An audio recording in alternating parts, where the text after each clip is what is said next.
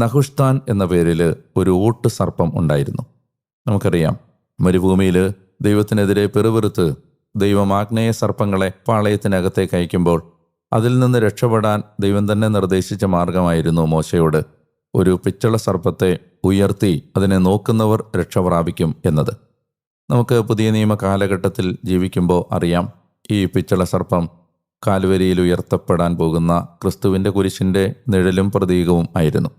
എന്നാൽ കാലാന്തരത്തിൽ ഈ ഓട്ട് പിച്ചള സർപ്പത്തെ ഇസ്രായേൽ ജനം ആരാധിക്കാൻ തുടങ്ങി.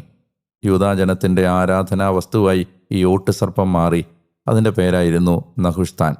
ദൈവത്തെക്കാൾ ഉപരി അല്ലെങ്കിൽ ദൈവത്തിൻ്റെ സ്ഥാനത്തിന് പകരം ഈ നഹുഷ്താൻ അപഹരിക്കുന്നു എന്ന് കണ്ടപ്പോൾ ഹെസക്കിയ അത് തച്ചുടച്ച് തകർത്ത് കളയുകയാണ്.